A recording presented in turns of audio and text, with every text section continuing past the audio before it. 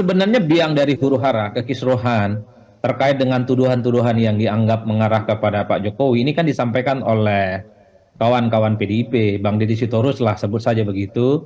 Per hari ini ketika ada statement yang disampaikan oleh Deddy Sitorus misalnya ada utusan, itu kan sebelumnya juga disampaikan oleh Pak Hasto kalau tidak salah, yang meminta supaya misalnya Hasto itu mundur sebagai sekjen dan kemudian meminta Pak Jokowi dan yang lainnya itu untuk tidak dipecat. Sekali lagi itu juga mendapatkan bantahan. Ini tentu yang tahu persis siapa utusan yang dimaksud oleh Bang Deddy Sitorus hanyalah Bang Deddy Sitorus dan tentu adalah pihak-pihak yang kemudian terkonfirmasi sebagai pendukungnya Jokowi. Karena soal tuduhan-tuduhan semacam ini, saya kira bukan hanya soal utusan. Sebelumnya misalnya ketika Jokowi dinilai ingin melanggengkan jabatan politiknya 3 periode, itu kan juga tuduhan muncul di mana-mana, termasuk juga muncul dari kawan-kawan PDIP, tapi Jokowi dan para pendukungnya membantah. Termasuk juga misalnya tuduhan soal ingin memperpanjang masa jabatan presiden 2 periode. Itu kan kuat dan santer. Nah, tidak ada intensi-intensi yang kemudian membuat bagaimana konfirmasi terkait dengan tuduhan itu menjadi valid. Yang unik, kalau misal ada utusan, let's say dari aparat penegak hukum, masuk memberikan penyampaian tadi ya, Pak Hasto sebaiknya mundur, kemudian PDIP jangan memecat Pak Jokowi misalnya.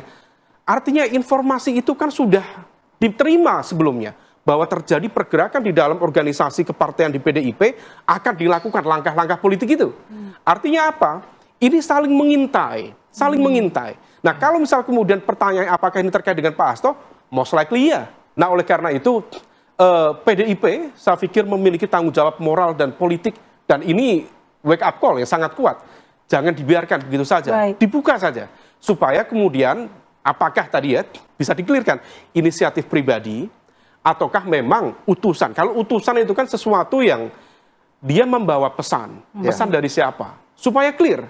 Nah, supaya kemudian kita bisa menilai siapa yang kemudian melakukan pembohongan secara publik. Karena kalau misal tidak, ini saling buka itu bisa menciptakan namanya politik tiji-tibe, mati siji mati kabeh. Artinya apa? Masing-masing tentu pernah berada di kekuasaan, mengeksersis kekuasaan, sudah tahu masing-masing kartu trufnya masing-masing. Kalau misal kemudian disampaikan kemarin oleh Mas Hasto, ada sejumlah bukti-bukti yang kemudian bisa mendegradasi kredibilitas dari Pak Jokowi sebagai mantan pemimpin, maka itu sangat luar biasa impact-nya. Enggak, kalau Pak Jokowi sih, ini orang sabar, dan dia ini dicintai rakyat, itu benar, karena secara tubuhnya itu kita tidak bisa pungkiri bahwa dia memang ada di tengah masyarakat. Nah, Pak Jokowi menyampaikan, saya sudah habis kesabaran saya. Dan menurut saya sih wajar juga kalau kemudian dia merasa tertekan. Ya, Jokowi sekarang sudah selesai sebagai presiden, dia presiden ke-7.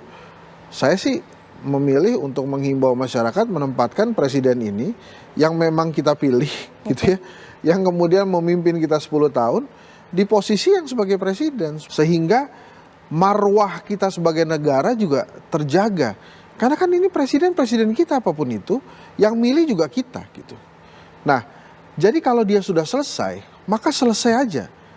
Kalau memang ada yang belum selesai kan harusnya diselesaikan pada saat aparat hukum, pada saat dia menjabat, kemudian aparat hukum bekerja. Statement Pak Jokowi itu menjadi sebuah pertanda titik kulminasi kesabaran beliau. Sabar ada batasnya itu artinya apa? Sudah menyiapkan sebuah rencana untuk melakukan serangan balik.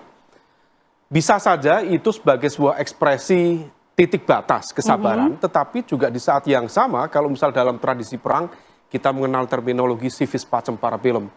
Kalau mau damai, bersiaplah untuk berperang. Dan kita ingat, pra-peradilan pertama Pak Hasto kalah, pra-peradilan kedua Pak Hasto kalah, dan kemarin sudah masuk dalam fase dakwaan di peradilan. Artinya ini kasus akan digarap dan most likely hampir tidak ada satupun kasus yang ditangani oleh KPK kalau sudah masuk dalam proses dakwaan kemudian lepas, kecuali di pra-peradilan. Ini sudah masuk dakwaan lepas. Kalau misal kemudian kena, kita masih ingat sudah ada rudal-rudal dari Rusia yang dipersiapkan untuk Pak Jokowi. Kalau rudalnya ada ya. Jangan-jangan rudalnya omon-omon juga. Artinya begini, saya memahami apa yang disampaikan oleh Pak Jokowi bukan semata-mata sebagai ekspresi biasa.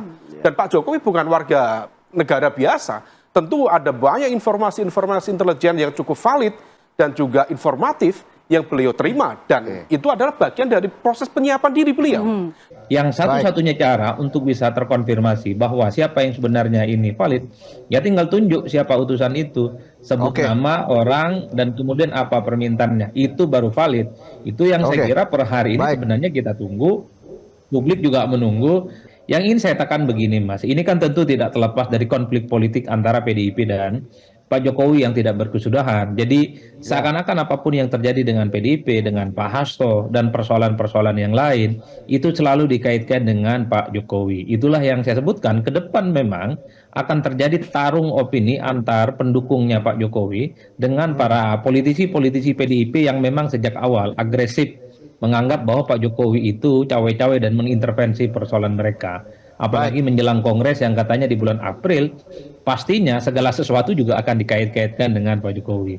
Ini bisa menjadi perang bubat antara Pak Jokowi dan juga PDIP. Dan ini juga menjadi catatan juga bagi teman-teman di PDIP. Karena kalau misal kita runut ya dari konteks informasi adanya utusan itu, maka kemudian PDIP memiliki tanggung jawab moral dan juga politik untuk mengungkap itu, untuk dibuka secara terbuka. Jadi kesannya kalau misal tadi itu tidak omon-omon saja, kalau misal kemudian ini dibiarkan begitu saja, saya pikir sangat tidak sehat. Informasi yang berkembang itu kan kita runut, memang berkaitan dengan bagaimana kemudian langkah yang akan dilakukan PDIP yang dalam konteks ini yang menjadi patron kekuatan penentunya salah satunya adalah Pak Hasto. Karena Mas Hasto sendiri juga memiliki kedekatan yang sangat kuat dengan Bu Mega, sehingga input-input kebijakan kepada Bu Mega memang disampaikan oleh Pak Hasto. Jokowi, tapi dia boleh dong dia menyampaikan kekesalannya di depan publik gitu. Karena kan gini loh, dia udah selesai. Waktu dia menjabat nggak ada aparat hukum yang meriksa dia. Terus setelah dia selesai, dia dikejar-kejar terus untuk banyak banget kasus. Satu aja misalnya, ijazah. Ya pasti kesel ini, ijazah gue gak selesai nih. Dikejar-kejar terus. Ini ada bukti baru lah yang katanya gak ada Times New Roman lah. Ya wajar lah orang kesel banget seperti itu. Ya kalau mau ya buka aja. Yang di Rusia dibuka, yang ini utusan juga dibuka. Ini kan cuma masalah keselnya PDI Perjuangan ke Pak Jokowi kan. Tapi kan sebelumnya menurut saya juga PDI Perjuangan baik-baik aja Pak Jokowi, bahkan juga menikmati keuntungan dari Pak Jokowi sama jadi presiden. Ceritanya kan Bang Deddy, kita ini diajak untuk menyimpulkan bahwa karena Pak Jokowi dipecat, kemudian Pak Hasto ditangkap KPK kan. Di sisi yang lain, dalam konteks PDIP, kita perlu melakukan meta-analisis.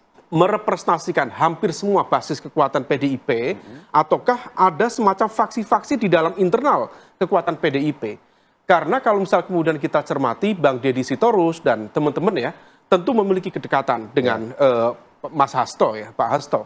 Tetapi di saat yang sama kita juga mencermati kenapa misalnya ada partikel kekuatan lain di dalam PDIP yang justru di tengah kerumitan dan kompleksitas isu ini melakukan manuver yang begitu slow dan juga fleksibel. Kita tahu kemarin saat PDIP saling beradu argumen dengan Pak Jokowi secara tidak langsung, Mbak Puan justru dengan santai loh melakukan kegiatan bersama di Akademi Militer bersama dengan Pak Jokowi. Artinya apa? Terlihat nyaman begitu ketika datang. Nyaman sekali. Artinya apa? Ada basis dua kekuatan yang tampaknya memiliki orientasi aspirasi politik yang berbeda. Nah ini yang kemudian harus kita petakan secara cermat. Apakah kemudian ini menarasikan argumen secara kolektif PDIP ataukah tidak? Maka yang bisa kita jadikan sebagai rujukan adalah sikap dari Bu Mega